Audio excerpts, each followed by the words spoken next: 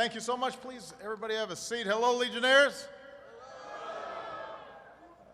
I want to thank Commander Dillinger for the introduction, but more importantly, for your service in the Army, and as you conclude your tenure as commander, thank you for your tireless commitment to America's veterans.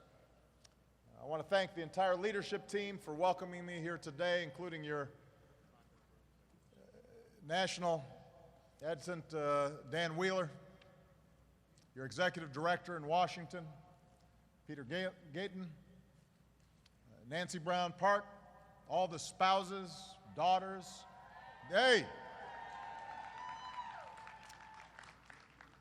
sisters of the auxiliary, and the sons of the American Legion.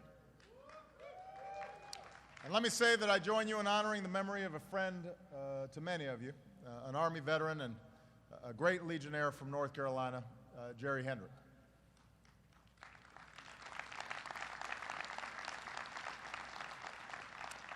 To Senators Richard Burr and Kay Hagan, and Mayor Dan Clodfelter, thank you for welcoming us to the great state of North Carolina and to Charlotte, and for your great support of our troops and our veterans.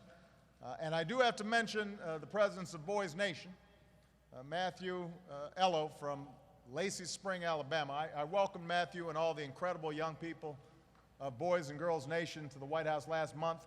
I was running a little bit late, so they just started singing, filling the White House with patriotic songs, and then they sang happy birthday to me. So I was pretty moved, and they are a tribute to the Legion and to our country.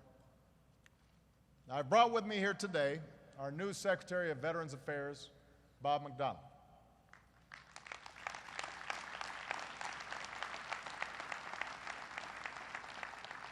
And for those of you who are not aware, Bob is one of America's most accomplished business leaders. He comes from a military family. He excelled at West Point, served as an Army Airborne Ranger.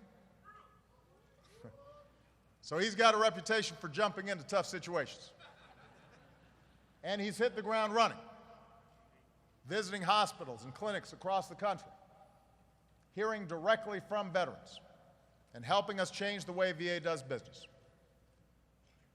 And by the way, Washington doesn't agree on much these days, but he got confirmed 97-0. People understand he's the right man for the job. He has my full support. And Bob, I want to thank you for once again serving your country.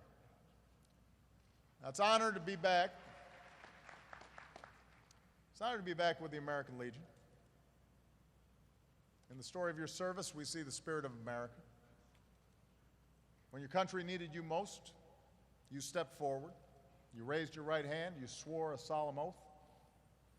You put on that uniform and earned the title you carry to this day, whether soldier, sailor, airman, Marine, Coast Guardsman.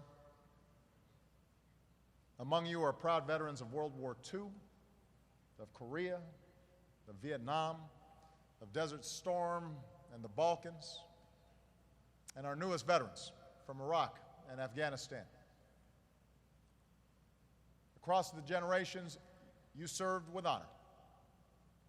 You made us proud.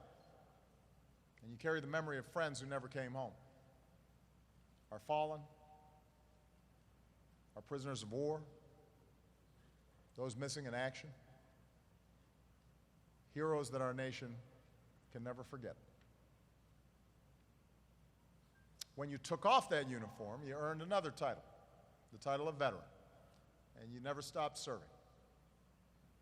As Legionnaires, you put on that cap, wore that emblem for God and country, and took care of one another, making sure our veterans receive the care and the benefits that you've earned and deserve. And just as you defended America over there, you helped build America here at home. As leaders and role models in your communities, as entrepreneurs and business owners, as champions for a strong national defense. You helped the United States of America become what we are today. The greatest democratic, economic, and military force for freedom and human dignity that the world has ever known. Now, These are challenging times. I don't have to tell you that. Around the world, as well as here at home.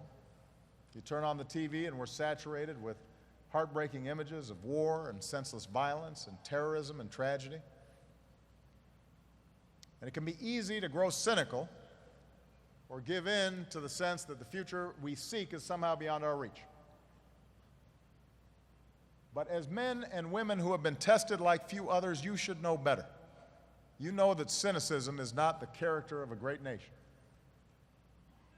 And so even as we face, yes, the hard tasks of our time, we should never lose sight of our progress as a people or the strength of our leadership in the world.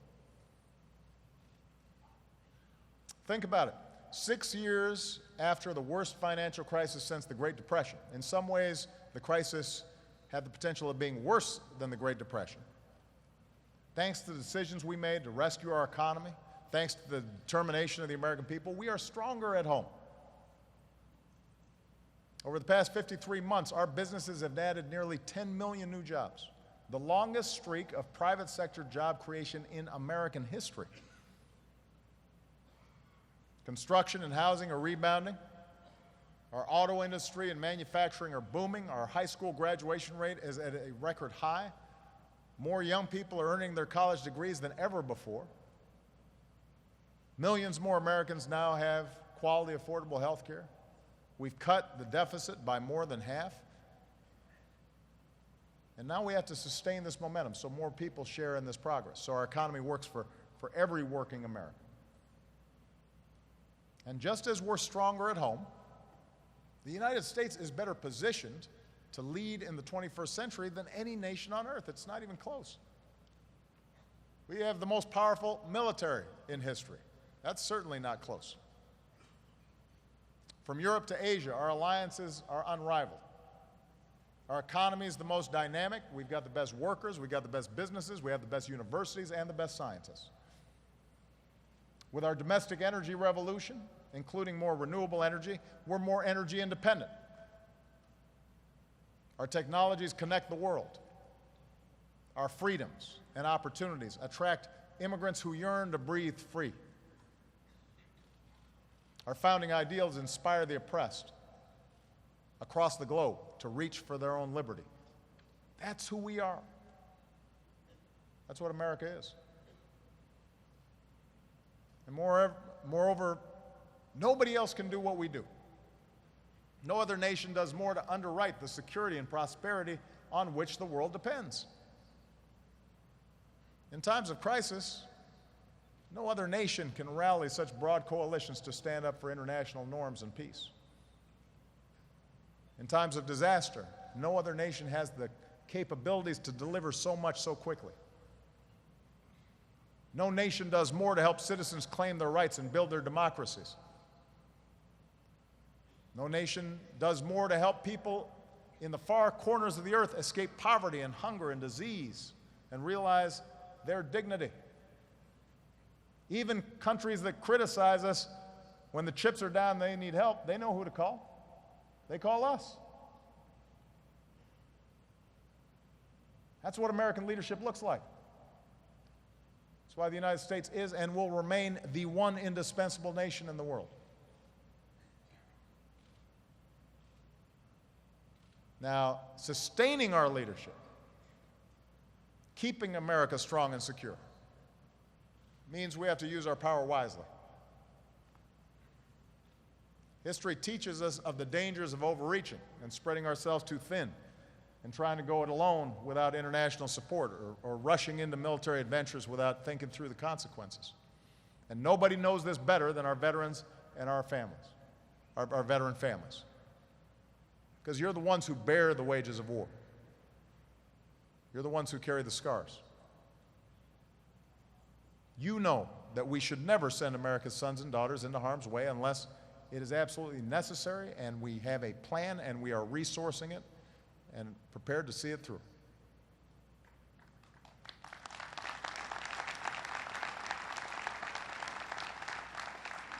You know the United States has to lead with strength and confidence and wisdom. And that's why, after incredible sacrifice, by so many of our men and women in uniform. We removed more than 140,000 troops from Iraq and welcomed those troops home. It was the right thing to do. It's why we refocused our efforts in Afghanistan and went after al-Qaeda's leadership in the tribal regions in Afghanistan and Pakistan, driving the Taliban out of its strongholds and training Afghan forces, which are now in the lead for their own security. In just 4 months, we will complete our combat mission in Afghanistan, and America's longest war will come to a responsible end. And we honor every American who served to make this progress possible. Every single one, especially the more than 2,200 American patriots who made the ultimate sacrifice in Afghanistan to keep us safe. And now, as Afghans continue to work towards the first democratic transfer of power in their history, Afghan leaders need to make the hard compromises that are necessary to give the Afghan people a future of security and progress. And as we go forward, we'll continue to partner with Afghans so their country can never again be used to launch attacks against the United States.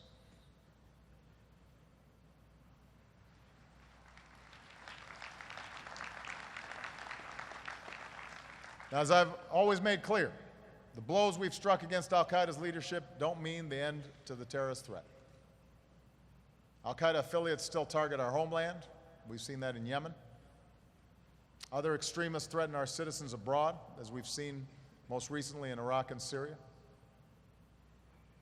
As Commander-in-Chief, the security of the American people is my highest priority, and that's why, with the brutal terrorist group ISIL advancing in Iraq, I have authorized targeted strikes to protect our diplomats and military advisors who are there.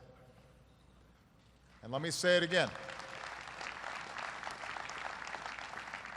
American combat troops will not be returning to fight in Iraq, will not allow the United States to be dragged back into another ground war in Iraq, because ultimately it is up to the Iraqis to bridge their differences and secure themselves.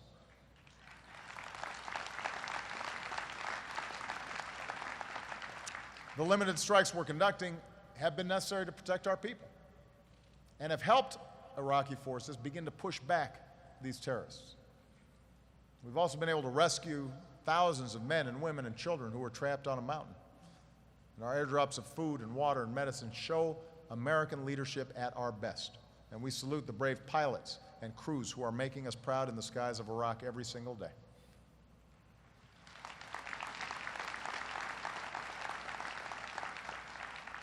And more broadly, the crisis in Iraq underscores how we have to meet today's evolving terrorist threat. The answer is not to send in large-scale military deployments that overstretch our military and lead for us occupying countries for a long period of time and end up feeding extremism. Rather, our military action in Iraq has to be part of a broader strategy to protect our people and support our partners to take the fight to ISIL.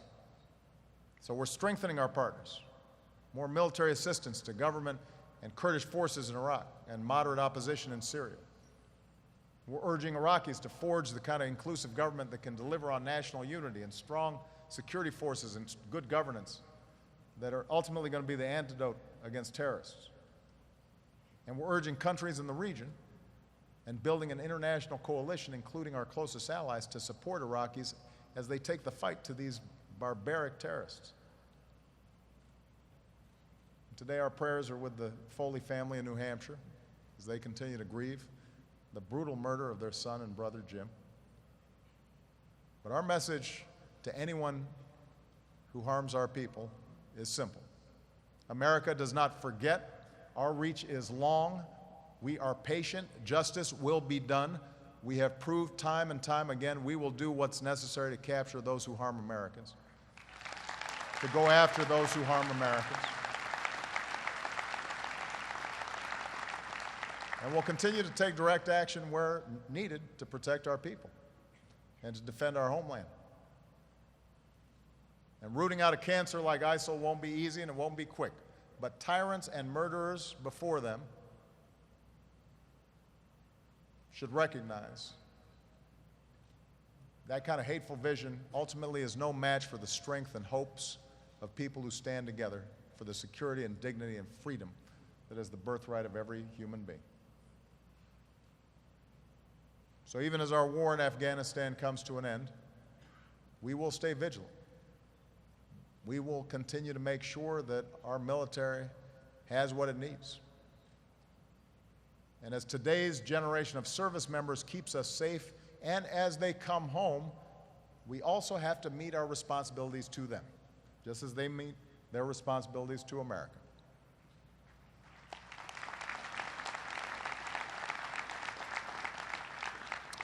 You know, when I was here at the Legion 3 years ago, I said that the bond between our forces and our citizens has to be a sacred trust.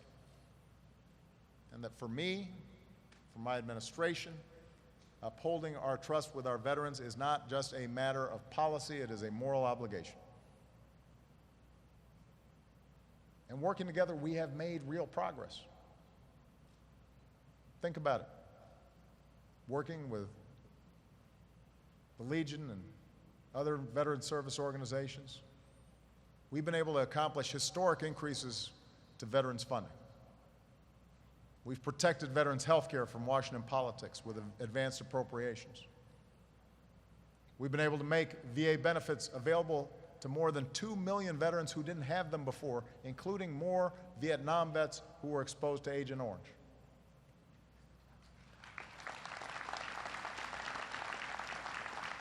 We've dedicated major new resources for mental health care. We've helped more than 1 million veterans and their families pursue their education under the post-9/11 GI Bill.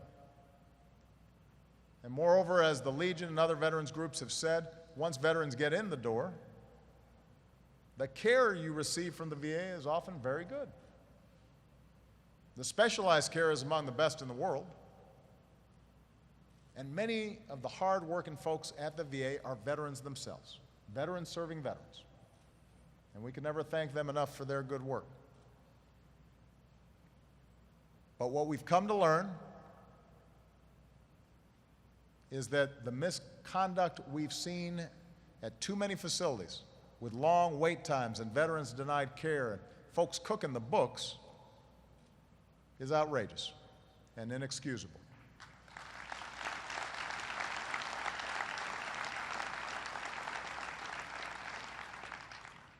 As soon as it was disclosed, I got before the American people and I said, we would not tolerate it, and we will not. And I know the Legion's been on the front lines fanning out across the country, helping veterans who've been affected. And I know Bob is going to give you an update on the actions that we're taking. But what I want you to know directly from me is that we're focused on this at the highest levels. We are going to get to the bottom of these problems. We're going to fix what is wrong. We're going to do right by you, and we are going to do right by your families, and that is a solemn pledge and commitment that I'm making to you here.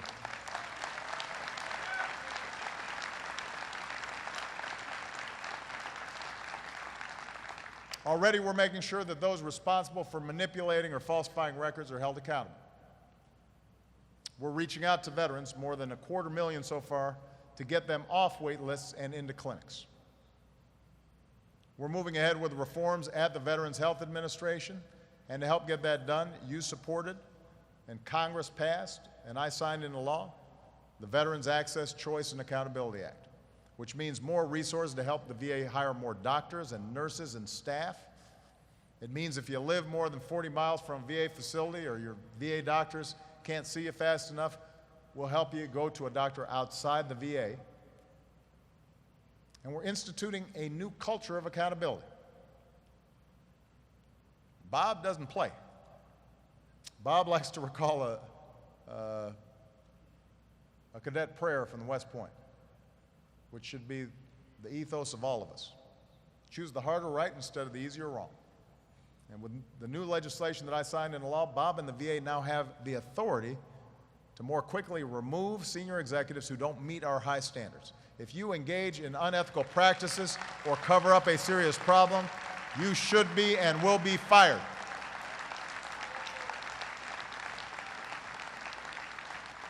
And by the way, if you blow the whistle on higher-ups because you've identified a legitimate problem, you shouldn't be punished. You should be protected.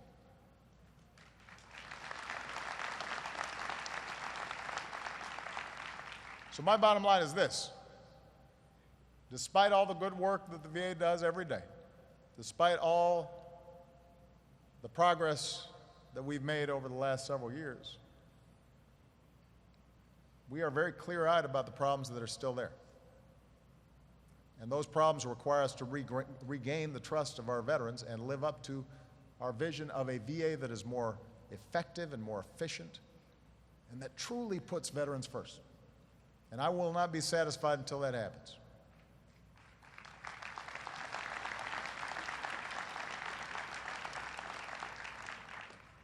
And we're in the midst of a new wave of veterans.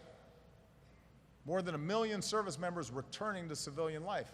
So we have to do more to uphold that sacred trust, not just this year or next year, but for decades to come. We're going to have to stay focused on the 5 priorities that I outlined last year. And I just want to reiterate them for you, just so you know what it is that we're committing to. Number 1, we need to make sure our veterans have the resources you deserve. And the new funding we just passed with the help of Senators Burr and Kagan, that helps. But as you know, it's not enough. Even in these tough fiscal times, I've therefore proposed another increase in veterans funding for next year. And I'll continue to resist any effort to exploit the recent problems of the VA to turn veterans' health care into a voucher system. We don't need vouchers. You need VA health care that you have earned and that you can depend on. We need to make the system work. Second, we need to make sure veterans are actually getting the health care you need when you need it. Reforming the VHA and more doctors and staff is a good step. But with this new wave of veterans, we've got to deliver the care our newest veterans need most, and that includes tailored care that treats our women veterans with respect and dignity. It means doing even more to help.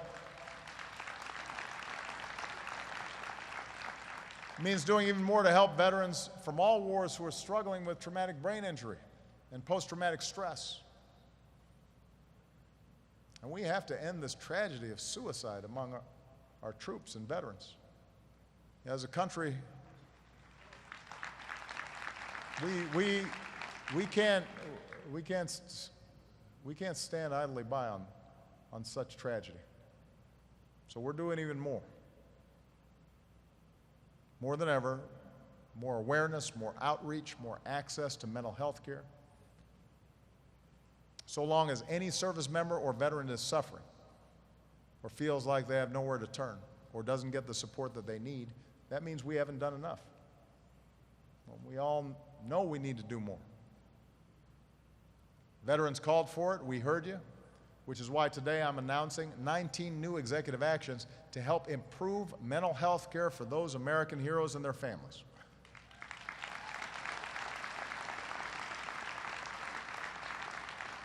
So, just one example, we're expanding suicide prevention training across the military and the VA. So colleagues and clinicians can spot the warning signs and encourage our troops and veterans to seek help. We'll improve access to care with more peer support, veterans counseling veterans at VA hospitals and clinics. We're calling on Congress to help us ensure that our troops get coverage for mental health care that's on par with the coverage for other medical conditions. And we're going to make it easier for service members being treated for mental health conditions to continue their care as they transition to the VA. So automatically connecting them with the support they need, making sure they don't lose access to any medications they may be taking. And maybe most of all, we're going to keep saying loud and clear to anyone out there who's hurting, it is not a sign of weakness to ask for help. It is a sign of strength. Talk to a friend, pick up the phone. You are not alone. We are here for you, and every American needs to know if you see someone in uniform or a veteran who is struggling, reach out and help them to get help. They were there for America. We now need to be there for them.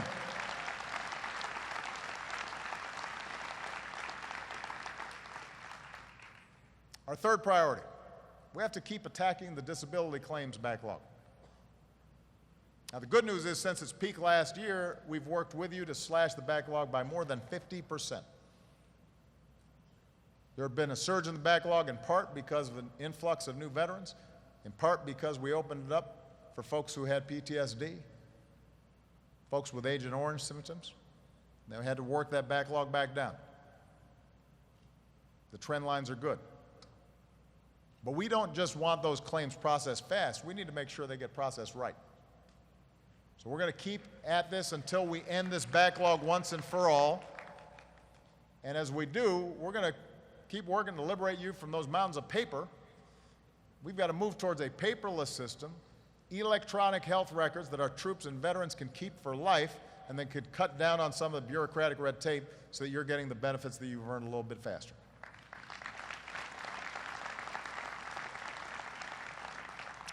Number 4, we need to uphold the dignity and rights of every veteran. And that includes ending the tragedy of homelessness among veterans.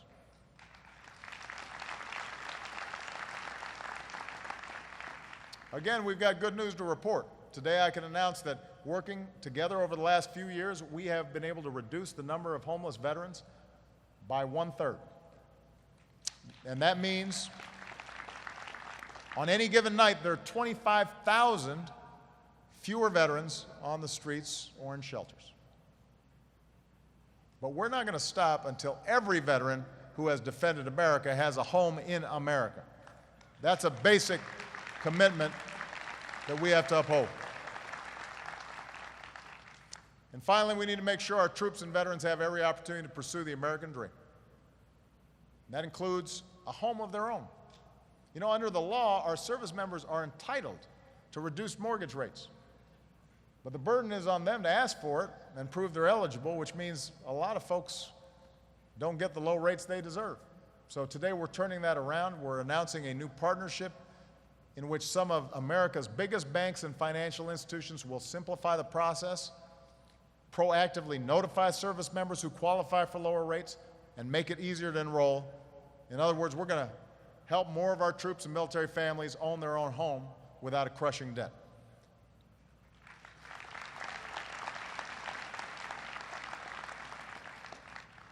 We're also going to keep helping our troops transition to civilian life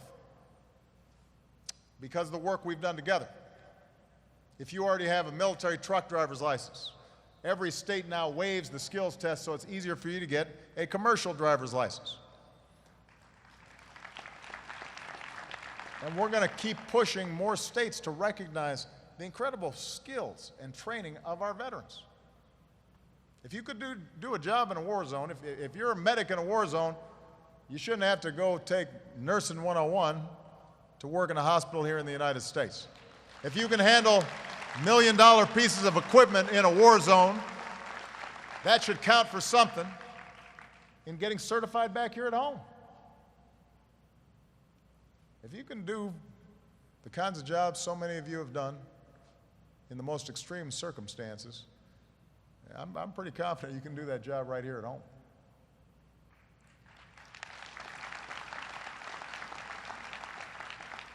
To help our troops and veterans pursue their education, we worked with loan servicers to automatically cap interest rates on student loans to our service members at 6%.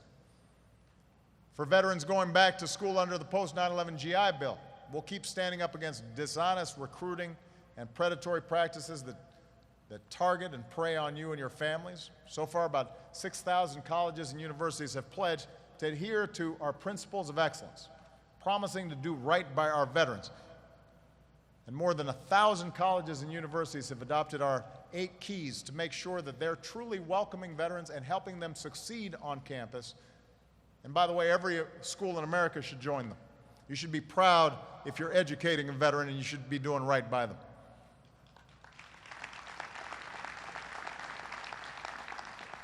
And we're going to keep helping our veterans find those private sector jobs worthy of your incredible talents. Our new online Veterans Employment Center is a single one-stop shop connecting veterans and their spouses to more than 1.5 million jobs that are open right now. And we're joining with states and local leaders to identify nearly 24 cities and regions with the most opportunities for veterans.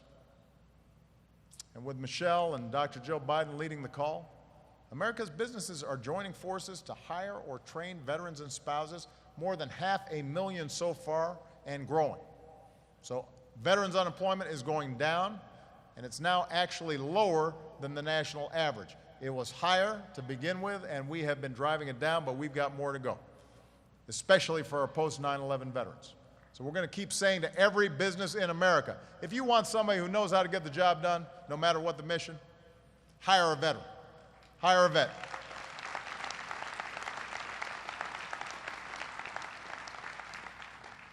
So, fixing what's broken at the VA, ensuring the resources you deserve, delivering the health care that you've earned, eliminating the backlog, standing up for your rights and dignity, helping you realize the American dream that you so honorably defended. These are our commitments to you. This is what we're focused on. This is what we can do together. Especially as our war in Afghanistan comes to an end and we welcome home our newest veterans. There are a lot of them here tonight. We salute Captain Scott Miller of Indiana, a proud Hoosier and a proud Marine. In Afghanistan, he went out on dangerous patrols, traveling to remote villages, meeting with tribal elders, building trust, forging partnerships to push back insurgents. And here at the Legion, he continues to serve by encouraging businesses across America to give back to the veterans who defended our way of life and make our prosperity possible. So thank you, Scott. Where's Scott here today? We are proud of him. There he is.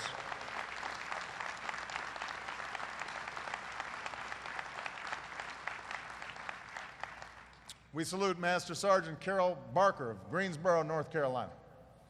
As the first sergeant of her medevac unit, she was responsible for more than 100 troops, helped save the lives of our wounded warriors in those critical first hours when life so often hung in the balance. And here at the Legion, she continues to serve, helping homeless veterans come in off the streets and begin their lives anew with a roof over their heads. Thank you, Carol. Where's Carol?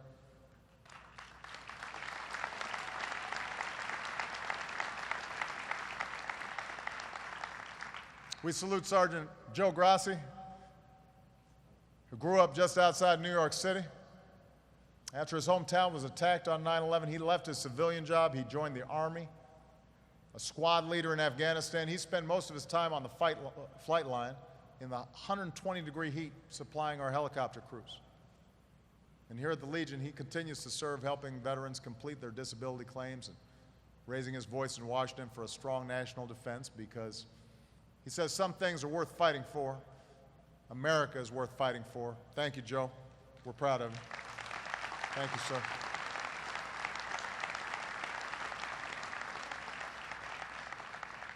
So Scott, Carol, Joe, they're among the patriots here today who served in Afghanistan and Iraq. And I would ask all of our post-9/11 generation veterans to stand if you are able and accept the thanks of a grateful nation. I ask these men and women to stand because the American people have to know that even as our war in Afghanistan comes to an end, our obligation to this generation of veterans has only just begun. And this cannot just be the work of government and veterans groups alone. I want every American to take this commitment seriously. Please stand. Post-9/11 generation, all of you who've served in Afghanistan and Iraq, we're grateful for you.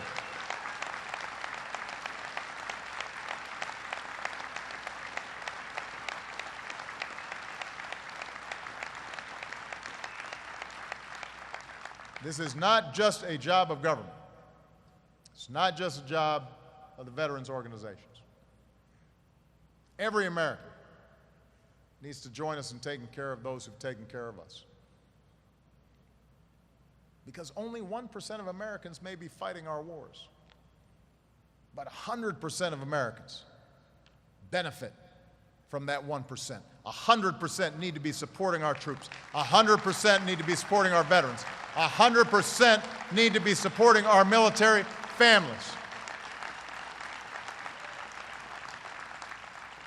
And everybody can do something. every American, every business, every profession, every school, every community, every state. All of us as one American team. That's how we will truly honor our veterans. That's how we will truly say thank you. That's how we will uphold the sacred trust with all who've served in our name. God bless you. God bless our veterans. God bless the United States of America. Thank you very much.